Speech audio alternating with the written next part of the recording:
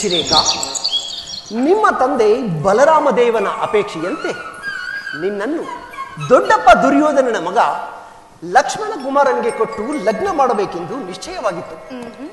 ಆದರೆ ಆತನನ್ನು ವರಿಸಲು ನೀನು ಸಮ್ಮತಿಸಿದೆಯೇನು?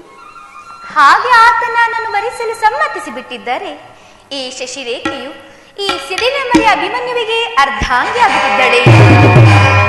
ನನ್ನ ಪ್ರಶ್ನೆ ಅದಲ್ಲ ಶಶಿರೇಖಾ. ನಿನ್ನನ್ನು ಆತನಿಗೆ ಕೊಡುವುದಾಗಿ ಎಲ್ಲಾ ಏರ್ಪಾಡುಗಳು ನಡೆದಿದ್ದವು ಅಂದ ಬಳಿಕ ಅದಕ್ಕೆ ಹಿರಿಯರ ಅನುಮತಿ ಒಂದೇ ಸಾಲದು. ವಯಸ್ಸಿಗೆ ಬಂದ ವಧುವರರ ಒಪ್ಪಿಗೆಯು ಅತ್ಯವಶ್ಯಕವಲ್ಲವೇ? ಯಾರ ಒಪ್ಪಿಗೆಯೂ ಹೇಗಿದ್ದರೂ ಸಹ ಸದ್ಯ ಆ ಕೌರವರ ಸಂಬಂಧದಿಂದ ಪಾರು ಮಾಡಿ ಪಾಂಡವರ ಸೊಸೆನಾಗಿಸಲು ಪಣತೊಟ್ಟ ನಿಂತ ನನ್ನ ಚಿಕ್ಕಪ್ಪ ಶ್ರೀಕೃಷ್ಣ ಪರಮಾತ್ಮ ಹಾಗೂ ರುಕ್ಮಿಣಿ ದೇವಿಯ ಸಹಾಯವೇ ತಾನೆ ನಮ್ಮಿಬ್ಬರ ಲಗ್ನಕ್ಕೆ ಶ್ರೀರಕ್ಷೆ. ಅಬ್ಬಾ, ಎಂತಹ ಚಾತುರ್ಯದ ನುಡಿ!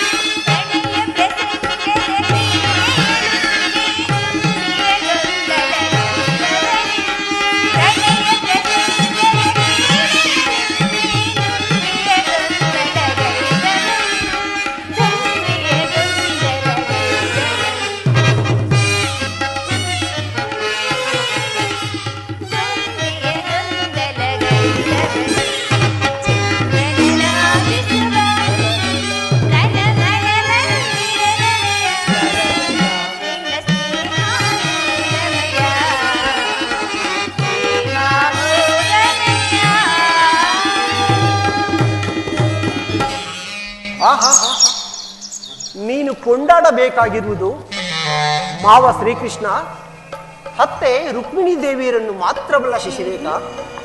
ನಿನ್ನನ್ನು ಮದುವೆ ಮನೆಯಿಂದ ಮಾಯಾವೇಶದಿಂದ ಅಪಹರಿಸಿ ತಂದು ನನಗೆ ವಿವಾಹ ಮಾಡಿಸಿದನಲ್ಲ ನನ್ನ ದೊಡ್ಡಪ್ಪ ಭೀಮಪುತ್ರ ಘಟೋತ್ಕಜ, ಆತನ ಸಾಹಸವನ್ನು ಸ್ಮರಿಸಿಕೊಳ್ಳಬೇಕು. ದೇವಿ, ಶಶಿರೇಖೆಯು ಪಾಂಡವರ ಗೃಹಿಣಿಯಾಗುವುದಕ್ಕೆ ನನ್ನ ಅಗ್ರಜ ಹಿಡಿಂಬಾಸುತನ ಚಾಣಕ್ಯತನವೂ ಕಾರಣ. ಕಾರಣವೇನೇ ಇರಲಿ, ಹೇಗೆ ಬನ್ನಿ ಸ್ವಾಮಿ. ಈ ಪೀಠವನ್ನು ಅಲಂಕರಿಸಿ ಪ್ರಿಯ. ಶಶಿರೇಖಾ, ಏನು ಮಾಡುತ್ತಿರುವೆ? ಸ್ವಾಮಿ,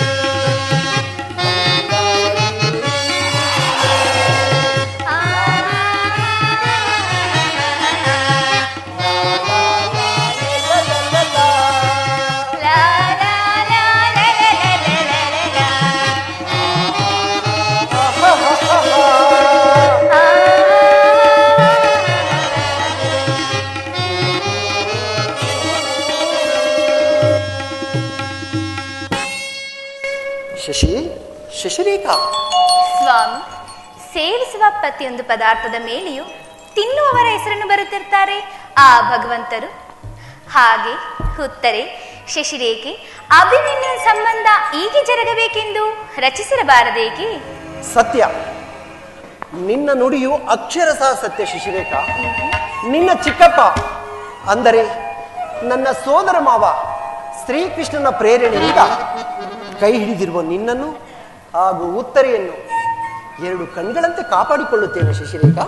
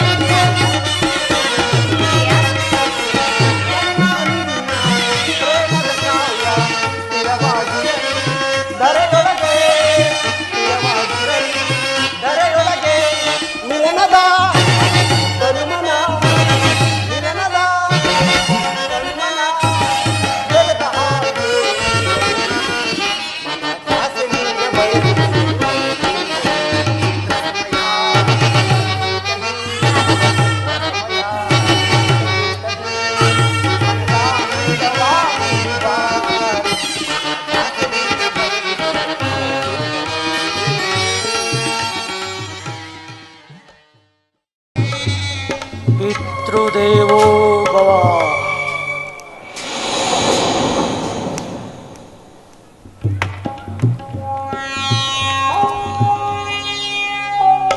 ಪಿತೃದೇವೋ ಭವ.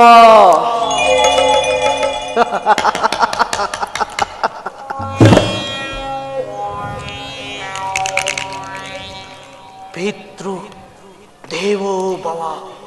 ಸೌಬಲರಾಜ ಶಕುನಿ, ಏನು ಮಾಡುತ್ತಿರುವೆ? ನಿನ್ನ ಸಹೋದರರನ್ನು, ನಿನ್ನ ಜನ್ಮದಾತನನ್ನು ಚಿತ್ರಹಿಂಸೆಗೈದು ಆ ದಾರುಣ ದೃಶ್ಯವು ನಿನ್ನೆ ಸ್ಮೃತಿ ಪಟಲದಿಂದ ಅಳೀತೆ. ನಿನ್ನ ಚಿತ್ತಕ್ಕಿನ್ನು ಕಿಚ್ಚು ಹಚ್ಚುತ್ತಿಲ್ಲವೇ?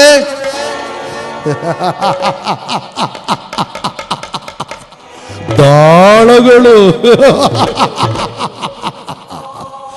ಈ ದಾಳಗಳಿಂದಲ್ಲವೇ ಆ ದುರ್ಯೋಧನನ ವಂಶವನ್ನು ನಿರ್ಮೂಲ ಮಾಡುವುದಾಗಿ ಶಪಥಗೈದು, ರೋಷಾವೇಶದಿಂದ ಶಪಥಗೈದೆಯಲ್ಲ. ಈಗ ಈ ದಾಳಗಳ ಜೊತೆ ಆಟವಾಡುತ್ತಿರುವೆಯ ಶಕುನಿ? ಏನಾಯಿತು? ಏನಾಯಿತು ನಿನ್ನ ಶಪಥ? ಏನಾಯಿತು ನಿನ್ನ ಸೇಡು? ಏನಾಯಿತು ನಿನ್ನ ಶಪಥ?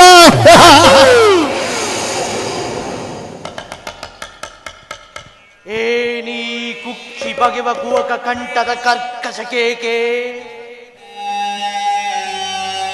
ಏನಿ ಪ್ರಳಯಾಗ್ನಿ ಜ್ವಾಲೆಯನ್ನೇ ಪ್ರಚೋದನಗೈಯುತ್ತಿರುವ ಪ್ರಚಂಡ ಮಾರುತದ ಪ್ರಳಯ ತಾಂಡವ.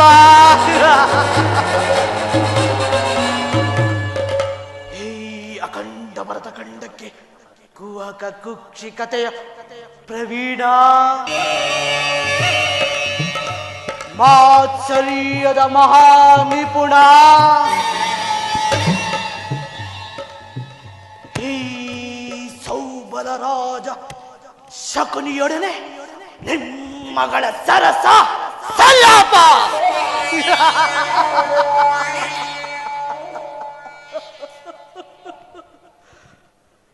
ಓ ನನ್ನ ಗಾತಾರ ವಂಶಕ್ಷಯಕ್ಕೆ ಕಾರಣರಾದ ದುರ್ಜಾತ, ದುರ್ನೀತ, ದುರ್ಳ ದುರ್ಯೋಧನನೇ ಕೇಳು.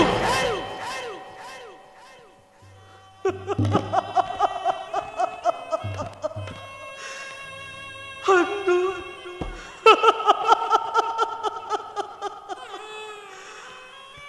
ನಿರಪರಾಧಿಗಳು ಗಾಂಧಾರ ವಂಶೋದ್ಧಾರಕರಾದ ನನ್ನನ್ನು,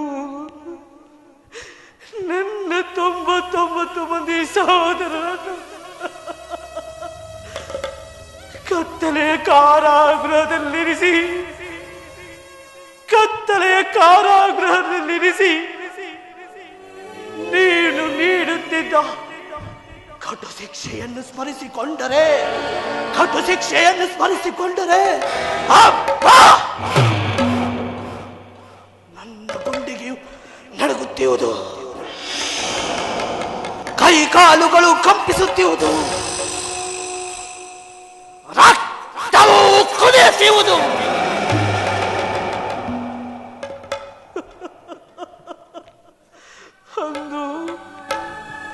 ಅಂದು ನೀನು ನಮಗೆ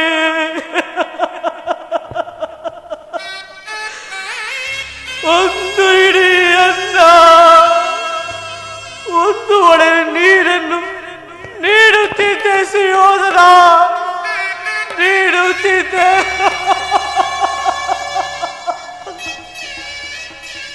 ಆ ಒಂದು ಇಡೀ ಅನ್ನ, ಒಂದೊಳೆ ನೀರಿನಿಂದ ನಮ್ಮಗಳ ಹಸಿವು ನೀಗುತ್ತಿರಲಿಲ್ಲ ಸುಯೋಧನ, ನೀಗುತ್ತಿರಲಿಲ್ಲ.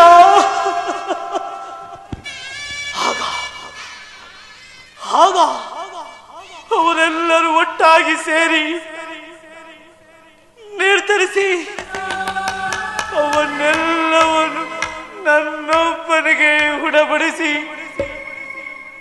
ನನ್ನ ಶ್ವಾಸದಲ್ಲಿ ಉಸಿರು ಬತ್ತದ ಹಾಗೆ ಮಾಡಿ ತಾವೆಲ್ಲರೂ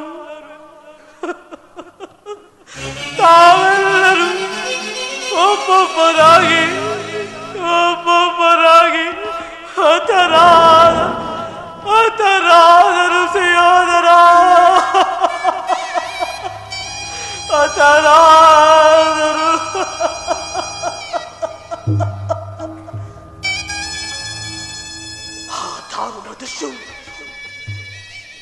ಆ ದಾರುಣ ದೃಶ್ಯವು ಈಗಲೂ ನನ್ನಿ ಸ್ಮೃತಿ ಪಟಳದಂತಿಳಿಯದೆ ಉಳಿದು ನಿರಂತರ ಬಡಪಾಗ್ನಿ ಜ್ವಾಲೆಯಲ್ಲಿ ಬೆಂದು ನೊಂದು ಕೊಂದೆ ಕೃಶವಾಗಿರುವ ನನ್ನಿ ದೇಹವನ್ನು ಅಡುವಾಗಿ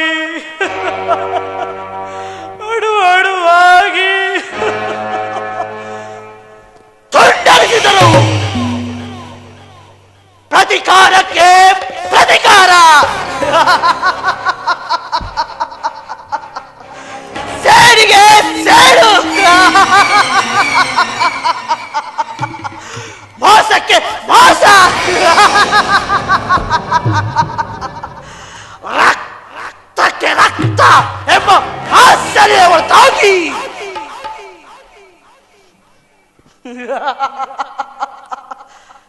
ಈ ಸರ್ಪಾಕಾರ ಶಕುನಿಗೆ ಎಲ್ಲಿವುದು ಶಾಂತಿ, ಎಲ್ಲಿವುದು ಶಾಂತಿ.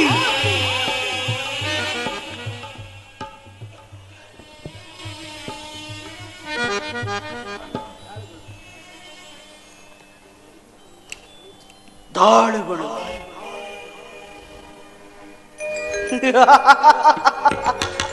ದಾಳುಗಳು ದುರ್ಯೋಧನ, ನೀನಿಷ್ಟೆಲ್ಲ ಬೆರೆಯುವುದಕ್ಕೆ ಕಾರಣ ಈ ದಾಳುಗಳು.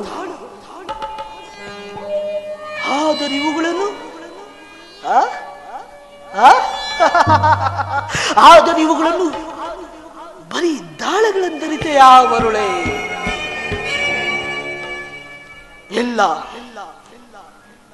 ಇಲ್ಲ, ದುರ್ಯೋಧನ, ಪಾಂಡವರು ಸರ್ವ ಸಂಪತ್ತನ್ನು ಸೂರೆಗೊಂಡಿದ್ದು ಈ ದಾಳಗಳಿಂದಲೇ. ದ್ರೌಪದಿಯ ವಸ್ತ್ರಾಭರಣಕ್ಕೆ ಪ್ರೇರೇಪಿಸಿದ್ದು ಈ ದಾಳಗಳಿಂದಲೇ. ಧರ್ಮರಾಯನ ಸಹಿತ ಭೀಮಾರ್ಜುನಾದಿ ನಕುಲ ಸಹದೇವರು ಸರ್ವರ ಸಮಕ್ಷಮವಾಗಿ ತಲೆ ತಗ್ಗಿಸಿ ಕುಳಿತುಕೊಳ್ಳುವಂತೆ ಮಾಡಿದ್ದು ಕೂಡ ಈ ದಾಳಗಳಿಂದಲೇ. ಬಕಾಸುರ ಕೀಚಕನನ್ನು ವಧೆಗೈಯಲು ಕಾರಣವೂ ಕೂಡ ಈ ದಾಳಗಳಿಂದಲೇ. ಮುಂದಿನ ಕಾಳಗದಲ್ಲಿ ದುಶ್ಯಾಸನ ಗುಂಡಿಗೆ ಬಿಸಿ ರಕ್ತದಿಂದ ಶೈಲೇಂದ್ರ ಬಿರುಮುಡಿಯನ್ನು ಕಟ್ಟಿಸುವುದಕ್ಕೂ ಕಾರಣವು ಈ ದಾಳಗಳೇ ಕಾರಣ. ಭೀಮನ ಗದಾ ದಂಡದಿಂದ ನಿನ್ನ ತೊಡೆಯನ್ನು ಹೊರಿದುಕೊಂಡು ಈ ಧರೆಯ ಮೇಲೆ ಬಿದ್ದು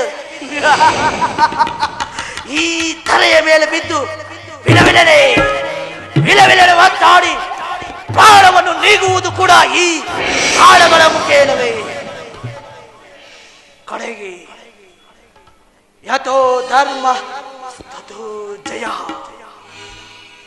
ಯಥೋ ಧರ್ಮ ತಥೋ ಜಯ, ಯಥೋ ಧರ್ಮ ತಥೋ ಜಯ ಎಂಬಂತೆ ಪಾಂಡವರಿಗೆ ಜಯವು ಲಭಿಸಿ ಹರ್ಷದಿಂದ ಪಾಂಡವರ ಸಿಂಹಾಸನವನ್ನೇರಿ ಭರತ ಖಂಡವು ದ್ವಾಪರಾಯುಗವನ್ನು ಅಂತ್ಯ ಕಾಣುವುದು ಈ ದಾಳಗಳ ಮುಖೇನವೇ. ಆದರೆ ಇವುಗಳನ್ನು, ಇಷ್ಟೆಲ್ಲ ಕೃತ್ಯಕ್ಕೆ ಮಾರ್ಗಸೂಚಿಯಾದ ಇವುಗಳನ್ನು ಬರೀ ದಾಳಗಳಂತೆ ರೀತಿಯ ಬರುಳೆ. ಇಲ್ಲ ಇಲ್ಲ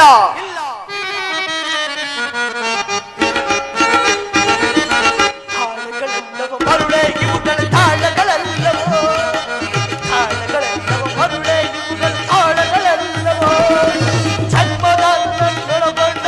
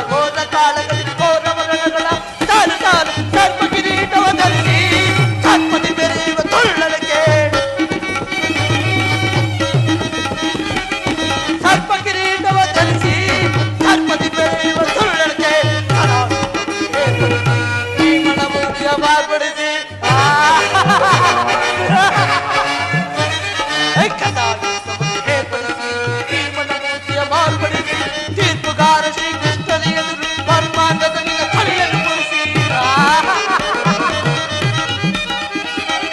ತೀರ್ಪುಗಾರ ಶ್ರೀಕೃಷ್ಣನ ಎದುರು ಮರ್ಮಾಂಗದ ನಿನ್ನ ತಲೆಯನ್ನು ಮುರಿಸಿ ಮರ್ಮಾಂಗದಿ ನಿನ್ನ ತೊಡೆಯನ್ನು ಮುರಿಸಿ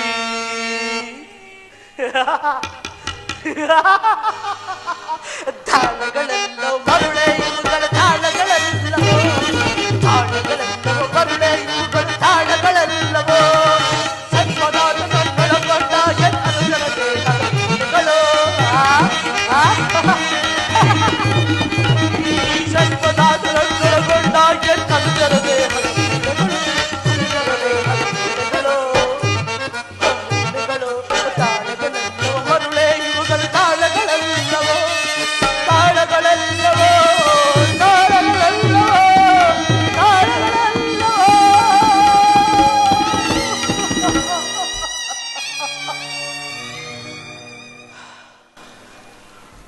ದುರ್ವಿಧಿಯ ಹಟ್ಟಹಾಸದಿಂದ ಮೆರೆಯುತ್ತಿರುವ ದುರುಳ ದುರ್ಯೋಧನರೇ ಕೇಳು, ನಾನು ನಿನ್ನಂತೆ 99 ಮಂದಿ ಸಹೋದರರುಗೊಂಡು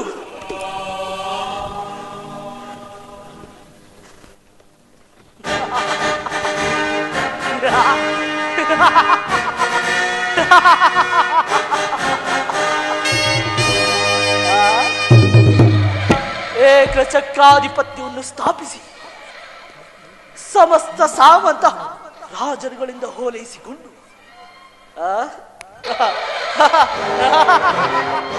ರಾಜಭಾರ ಮಾಡಬಹುದಾಯಿತು. ಆದರೆ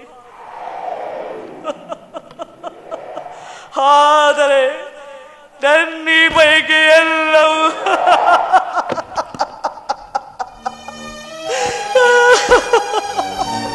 ಗಾಳಿಗೋಪುರವಾಯಿತು ಸಿಯೋದರ, ಗಾಳಿಗೋಪುರವಾಯಿತು.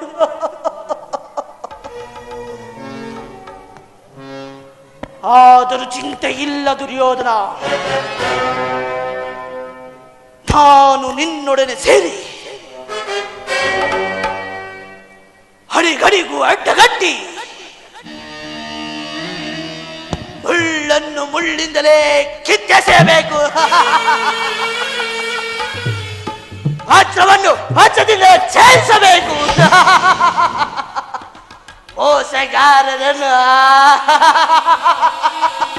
ಮೋಸಗಾರರನ್ನು ಮೋಸದಿಂದಲೇ ನಾಶಪಡಿಸಬೇಕೆಂಬ ಹಿರಿಯರ ನಾನುಡಿಯಂತೆ ನಿನ್ನನ್ನು ಹಡಿಗಡಿಗೂ ಅಡ್ಡಗಟ್ಟಿ ಅಡ್ಡದಾರಿಯಲ್ಲಿ ನೆಲೆಸಿ ಹಸ್ತಿನಾವತಿಯ ರಕ್ತ ಸಿಂಹಾಸನವನ್ನು ರಕ್ತದ ಕೋರೆಯಲ್ಲಿ ಮುಳುಗಿಸಿ ರಾಜ್ಯದಲ್ಲಿ ಅಶಾಂತಿಯ ಬಿರುಗಾಳಿಯನ್ನೆಬ್ಬಿಸಿ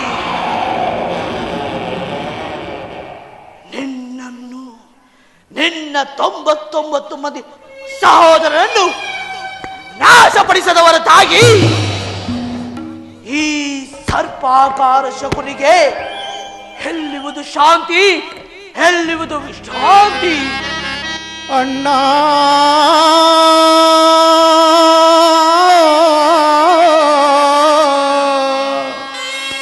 ಅಣ್ಣ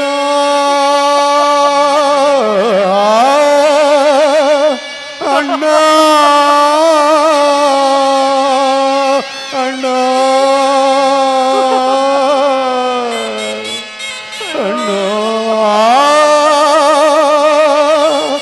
ಅಣ್ಣ ಅಣ್ಣ ಅಣ್ಣ ಅಣ್ಣ ಅಳಬೇಡಿ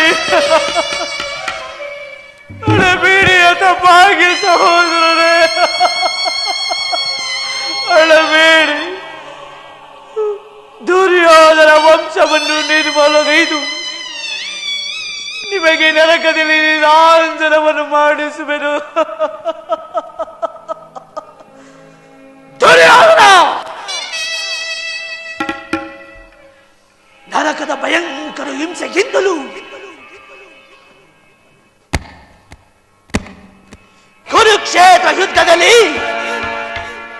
ಈ ಶಕುನಿಯಿಂದ ನಿನಗುಂಟಾಗುವ ಹಿಂಸೆಯು ಅತಿ ಭಯಾನಕವೆನಿಸುವುದು. ತಾಯಿಯ ಕಣ್ಣೀರಿನಿಂದ ತೊಯ್ದು ಗುರು ಹಿರಿಯರ ರಕ್ತದಿಂದ ಕಳಂಕಿತರಾಗಿ ನಿನಗಾಗಿ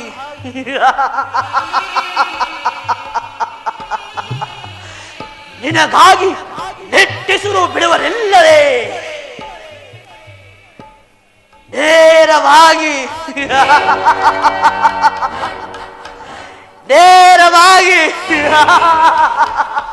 ನರಕದ ಮಾರ್ಗವನ್ನು ಇಳಿಸುವೆನು. ಯಾರಿಗೆ ಮಾವ ನರಕದ ಮಾರ್ಗ? ಮತ್ತಾರಿಗೆ ನಿನಗೆ ಶಕುನಿ. ಗೌರವೇಶ್ವರ, ನಿನ್ನ ಪರಮ ವೈರಿಗಳಾದ ಪಾಂಡವರಿಗೆ ಎನ್ನುವಷ್ಟರಲ್ಲಿ ಇಷ್ಟೊಂದು ಅವಸರವೇ? ನಾನು ಮಾಡಿದೆಲ್ಲ ಯುಕ್ತವೇ ಮಾವ. ಚಿಂತೇಕೆ ದುರ್ಯೋಧನ?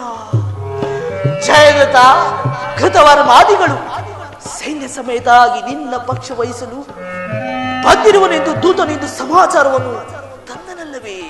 ನಾನು ಅದಕ್ಕಾಗಿ ಚಿಂತಿಸುತ್ತಿಲ್ಲ ಮಾವ. ಮತ್ತೆ ಈ ದುರ್ಯೋಧನನು ಅಸಹಾಯ ಶೂರನು. ಹೌದೌದು, 12 ಧೋಲ್ಬಲಗಳಿಂದ ಇಡೀ ಪಾಂಡವರ ಸಮಸ್ತ ಸೈನ್ಯವಲ್ಲವನ್ನು ಎದುರಿಸಬಲ್ಲೆ.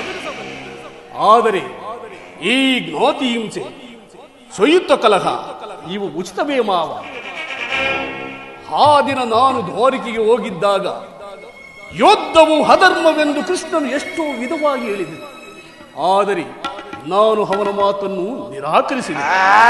ಕೃಷ್ಣನು ಸತ್ಯ ಜಾತಿಯ ಪರಮ ವೈರಿ. ಅವನ ಮಾತು ಪರಿಗ್ರಹವನ್ನು ಬಿಡಿಸುವುದರ ಅಣ್ಣ ಸಹೋದರ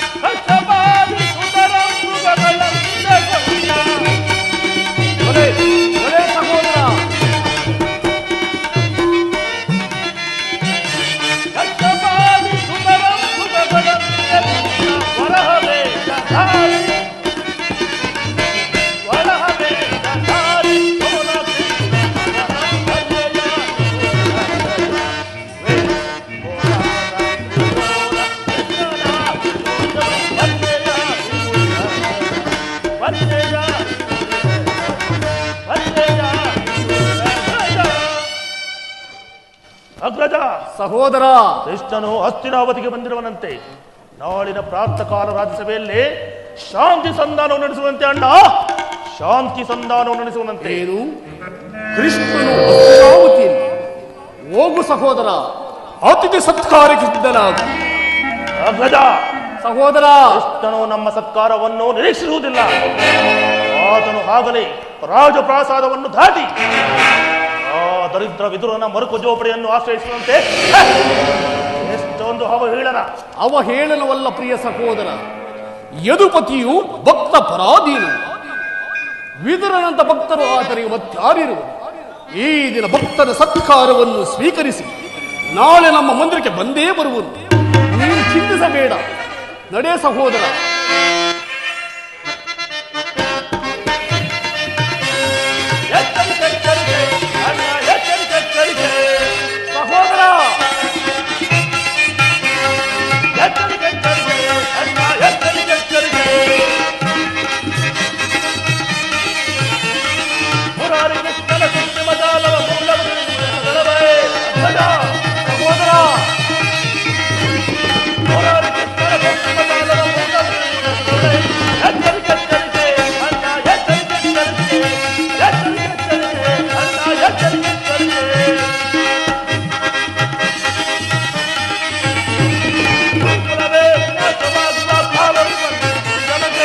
ಸಹೋದರ,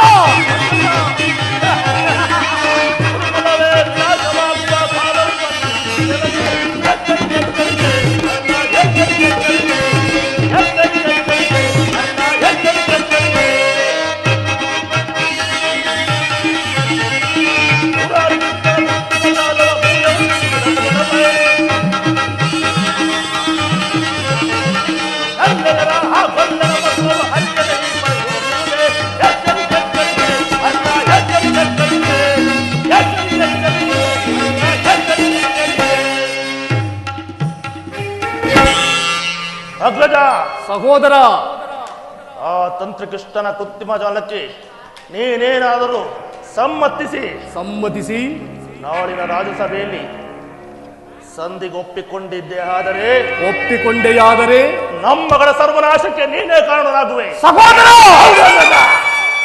ನಮ್ಮಗಳ ಸರ್ವನಾಶಕ್ಕೆ ನೀನೇ ಕಾರಣನಾಗುವೆ. ಕೃಷ್ಣನಿಗೆ ಸತ್ಕಾರವಂತೆ ಸತ್ಕಾರ ನನಗೊಪ್ಪದು ಒಪ್ಪದು ಒಪ್ಪದು. ಸಹೋದರ, ಸಹೋದರ,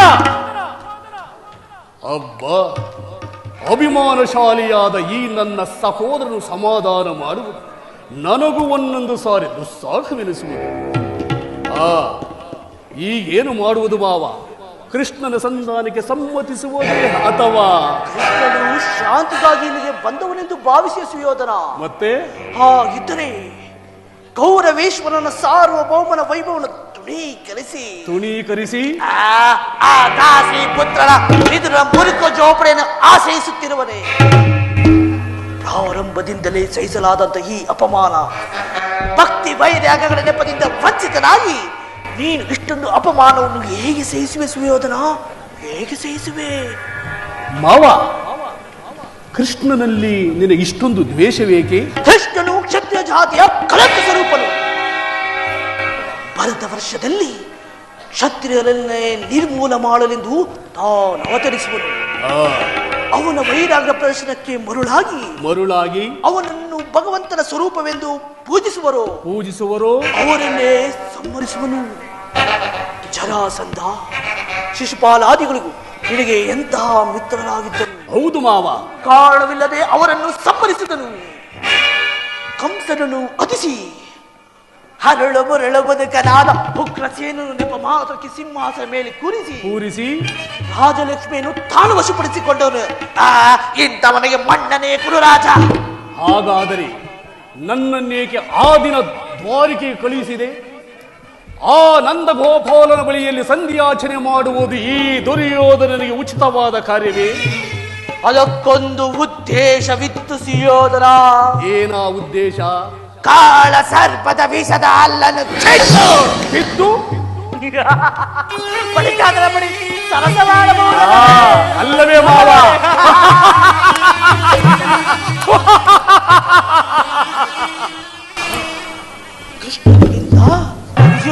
ಯಾದವ ಸೈನ್ಯವು ಹೆಚ್ಚು ಅವಶ್ಯವಾಗಿತ್ತು. ಕೃಷ್ಣನೇನಾದರೂ ಕೃಷ್ಣನೇನಾದರೂ ಸೈನ್ಯ ಸಮೇತರಾಗಿ ನಿನ್ನ ಪಕ್ಷವನ್ನು ವಹಿಸಿದ್ದರೆ ಏನು ಬೇಡ, ನಿನ್ನ ಸೈನ್ಯ ಮಾತ್ರ ಬೇಕೆಂದು ನಿಸ್ಸಂಕೋಚವಾಗಿ ಹೇಳಬಹುದಾಯಿತು.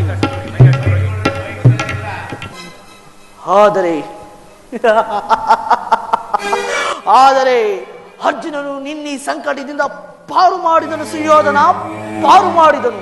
ಮಾವ, ಕೃಷ್ಣನು ನೀನು ಹೇಳುವಂತಹ ವಂಚಕನೇ ಇರಬಹುದು. ಹೌದು. ಆದರೆ ಕೃಷ್ಣನ ಮೇಲಿನ ದ್ವೇಷದಿಂದ ಪಾಪ ಆ ಪಾಂಡವರನ್ನು ಹಿಂಸಬೇಕಾಗುವುದಲ್ಲ ಮಾವ.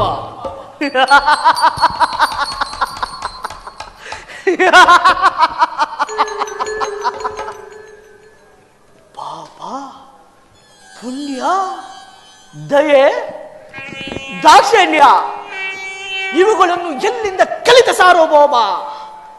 ಪಾಂಡವರನ್ನು ಕೃಷ್ಣನಿಂದ ಬೇರೆ ಮಾಡಲಾಗದು. ಏಕೆಂದರೆ ಅವರೆಲ್ಲರೂ ಕೃಷ್ಣನ ಆಜ್ಞಾಧಾರಕರು. ನೀನೇನಾದರೂ ಸಂಧಾನಕ್ಕೆ ಸಮ್ಮತಿಸಿ ಪಾಂಡವರಿಗೆ ಆಶಯವನ್ನು ಕೊಟ್ಟೆಯಾದರೆ ನಿನ್ನ ವಿನಾಶಕ್ಕೆ ನೀನೇ ಕಾರಣವಾಗುವೆ. ಮತ್ತಿನ್ನೇನಯ್ಯ? ಪಗಡೆ ಆಟದಲ್ಲೇ ಸೋತಾಗಲೇ ತನ್ನ ರಾಜ್ಯದ ಮೇಲಿದ ನಷ್ಟವಾಯಿತು. ಪುನಃ ಅದನ್ನು ಪಡೆಯುವುದೆಂದರೆ ಕ್ಷತ್ರಿಯ ವೀರರಿಂದ ಅನುಭಕ್ತಳಾದ ಕುರುಭೂಮಿಯ ರಾಜಲಕ್ಷ್ಮಿಯನ್ನು ಭಿಕ್ಷುಕರ ಯಾತನಾಂಜಲಿ ಇಡುವುದು ನಿನಗೆ ಉಚಿತವಲ್ಲ. ಸುಯೋಧನ, ನಿನಗೆ ಉಚಿತವಲ್ಲ.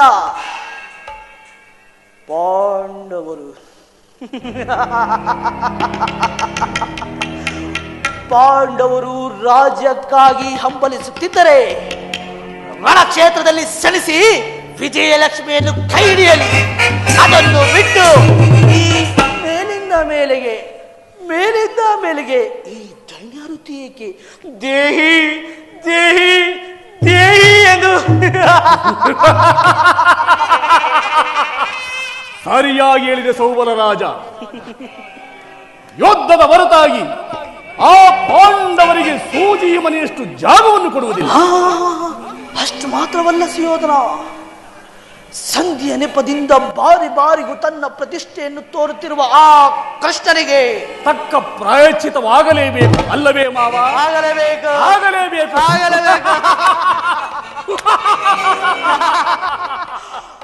ಆದರೆ ಈ ವಿಚಾರದಲ್ಲಿ ನನ್ನದೊಂದು ಸಲಹೆ ಇದೆ ಸುಯೋಧನ. ಏನು ಮಾವ ನಿನ್ನ ಸಲಹೆ?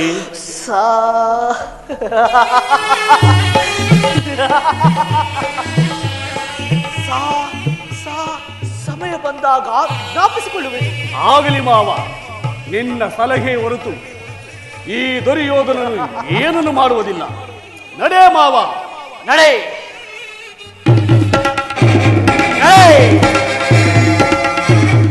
ಕುಲುಕುಲದ ರಣಕಲಿ ನೀನಾಗುವೆ ರಣರಂಗದಲ್ಲಿ ನರಬಲಿ. ದುರ್ಯೋಧನ ಭಾರ್ಗವಿವ ಬಿರುಗಾಳಿನ ಸೇರಿನ ಕಾಲ್ಕೋಳವನ್ನು ಎಪ್ಪಿಸಿ ದ್ವೇಷಾಗ್ನಿ ಜ್ವಾಲೆ ಮೆಚ್ಚಿನಂತೆ ಪ್ರಜ್ವಲಿಸಿ ಆರ್ಪಡಿಸುವ ಗುಡುಗು ಸಿಡಿಲುಗಳೇ ಈ ತಲೆಯನ್ನು ಹಿಡಿಯುವಂತೆ ಮಾಡಿ ನಿನ್ನನ್ನು ನಿನ್ನ 99 ಮಂದಿ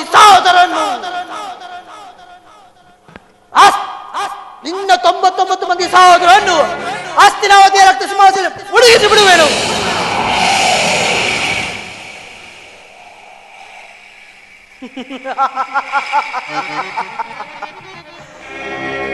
ಶಕುನಿ ಎಂಬ 3 ಅಕ್ಷರದ ಅರ್ಥವನ್ನು ನೀನೇನಾದರೂ ಬಲ್ಲೆಯ ಮರುಳೆ? ಇಲ್ಲ, ನಿನಗಿದು ಅರ್ಥವಾಗುವುದಿಲ್ಲ. ಅರ್ಥ ಮಾಡಿಕೊಳ್ಳಲಾರೆ. ಕೇಳು. ಶ ಎಂದರೆ ಶಕುನಿ, ಕು ಎಂದರೆ ಕುರುವಂಶ,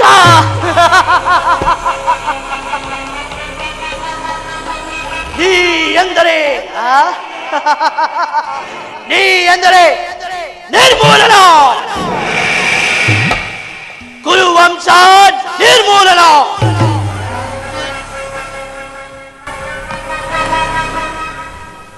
ನಾನು ಹಿತೇಶಿ ಎಂದು ಭಾವಿಸಿಯ ಸುಯೋಧನ. ಇಲ್ಲ, ನಿನ್ನೆ ಕುರು ವಂಶವನ್ನು ನಾಶ ಮಾಡಲೆಂದೇ ಶಪಥವನ್ನು ಕೈಗೊಂಡೆನಾ, ಶಪಥವನ್ನು ಕೈಗೊಂಡೆನಾ. ಕುರು ವಂಶವನ್ನು ನಿರ್ಮೂಲಗೊಳಿಸಲು, ಕುರು ವಂಶವನ್ನು ನಿರ್ಮೂಲಗೊಳಿಸಲು ಶಪಥವನ್ನು ಮಾಡಿದೆನಾ.